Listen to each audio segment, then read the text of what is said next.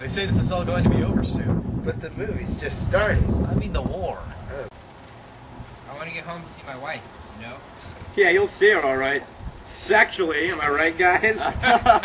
But I'm serious. We haven't heard from anyone in weeks. I don't know if we're making progress. I don't know if there's progress to be made. Bombs fall from the sky like raindrops. You know, those planes are a real bizarre invention. My rich Bro. uncle went up in one right before the war started. Now they just use them to drop bombs. It's downright depressing. And tanks. They didn't have those when my grandfather fought for black rights in the Civil War. I tell you what, can I be frank with you guys? What? Not you, Frank. Well, I don't know what this war's about. Like, at all. Can I come clean? Of course, Steve. Me neither. I just kind of got drafted. Honestly, haven't killed anyone. I've just been drinking. A lot. Yeah, I'm, not really sure what we're fighting about either. Frank? I've got nothing. No idea. Jesus, guys, that's like a metaphor. For what? Man, I don't know. I had to take a leak. Wait, don't go out there!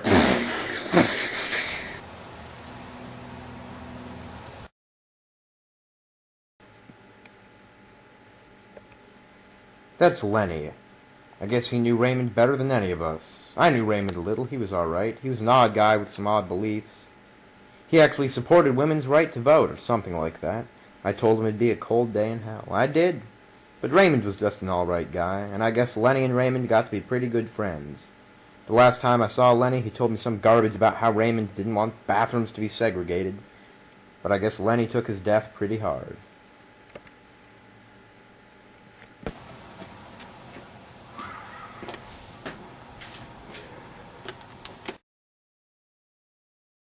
Oh my God! Lenny, what's wrong? I need some time to think, Alice. What about me, Lenny? I haven't touched another man in 2 years. I promised that I'd be faithful. Well, that was stupid, Alice. The war made two kinds of folks, two kinds of mindsets, I guess. The first one was Lenny. Lenny and a lot of other guys seeing the war and seeing the brutality, it caused kind of a social trauma on them. Lenny thought that nationalism was the only way, complete separation, he told me. Strong military was the only way against a disgusting, savage world. And a lot of guys agreed with him. Lenny, I made dinner if you want some. Now get away from me! This was one of the effects of World War I, a feeling of hatred and aggression towards other nations and people. It really affected Lenny. Get away! I don't like to think about that one too much. Here's Frank. Frank was kind of a nice guy when we met him. I guess he's still a nice guy. Why don't you go get a job, Bob? Why don't you wear a top that matches those pants? I'll call the police on you. I'd call fashion police on you, hombre. I'd hit back, but I'm trying to work towards a more internationalist world. That's what they called it, internationalism. Frank believed the opposite of Lenny, I guess. He figured that pacifism was the only way to prevent a horror like World War I from happening again. Frank, I wish you'd stand up for yourself. I'm sorry, Lil. I'm working towards a more internationalist world. I don't like those pacifist friends of yours, Frank. Dale smells like marijuana all the time. He eats a bag of corn chips every time he comes over. Your other friend eats a whole bag of corn. I can't live like this. They're my friends, Lil. Frank, we've lost the house. You have to grow up and realize that we're not children anymore. You know, I've only made a nickel today. We can't live like this forever. Nickels were worth a lot back in 1919. What? What? I'm trying to tell you, you have to take more responsibility for your actions. Are you telling me what to do? You can't tell me what to do. You're a woman. You can't even vote. We'll be able to soon. They're going to pass a law about it. Is that what those feminists told you, Lil? They're my friends, Frank. Kate shaves, Lillian. And I'm pretty sure that those two, Edith and Jude, are more than just friends. It's 1919, for God's sake. It's time to have some civility in the world. Hello? Just some money for world peace? World peace? $5. Just $5, sir. No. 5 Yeah, $5. Frank was just a great guy. Now Gerard, Gerard was a real funny guy. Funny in the head, I mean. Not funny like Rob Schneider or Steve Martin or Carrot Top. He didn't talk much, and I heard he never got back from Germany.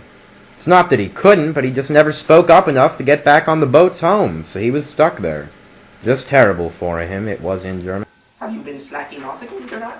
Oh, 9, sir, 9. What is the status of the Nazi Party? Well, frankly, this war has been great for the Nazi Party. This is exactly what I expected. Nationalism is rising, fascism is rising, and Nazism will become into power again. We will pick up the shattered remains of the countries around, and Germany will be the victor once again. This is exactly the catalyst that Nazism needed. Gee, Mr. H, that's some plan you got there. Any Jews? What? Well, we're going to have to naturally kill the Jews. I don't think I really agree with that plan, Mr. H. Actually, my brother-in-law's Jewish. Does he have fangs? No, Mr. H. Isn't he greedy?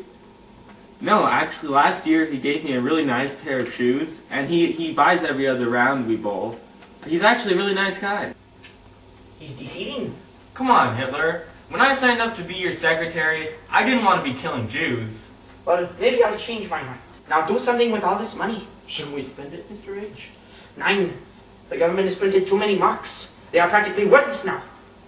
Debt? Our government, our wretched government, got screwed over by that damn treaty. When was that, Mr. H? That treaty! That damn treaty! A treaty? Oh, yeah, I forgot about that. The Treaty of Versailles. The treaty that ended the war. Where's everybody else? Well, I think they went to the bathroom. Now see here, what does this say? Well, that says that you admit that you started the war. And this? Well, that states that you have to pay us enormous amounts of war reparations. What about this? Well, that's a list of territory that you had awarded to us. Matt, you really need to learn how to read. I can read. Cannot. Can too. The fighting went on for weeks. Until... You know what you could do? What's that? If you really don't have the money to pay us, you could just print more. Wow, that's a great idea. Why hasn't anybody done this one before? You'd all be millionaires.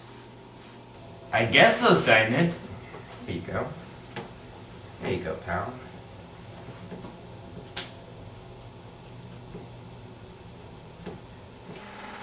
Yeah, that's how it happened. But back to Gerard. We got really screwed, Gerard.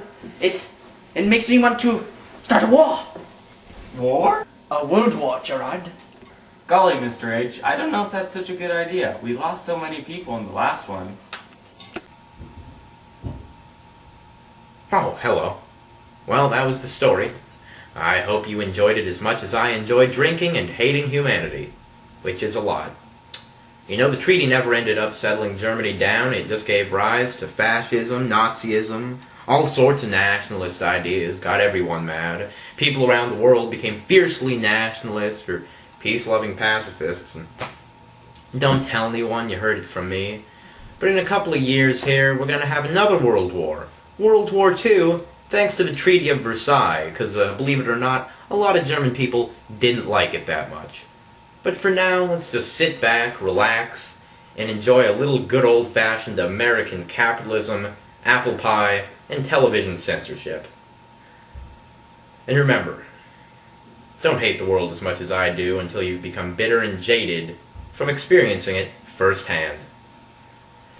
As day turns to night, night turns to day, I can still hear you say, thanks for the memory, j'ai 300 lavé, Greg Debonny.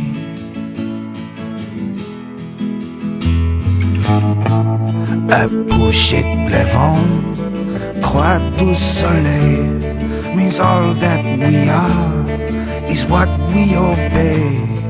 And isn't love cheap, Greg Debonny?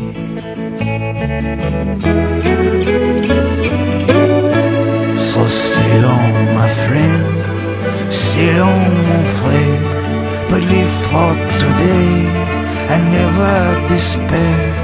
Don't you let them win.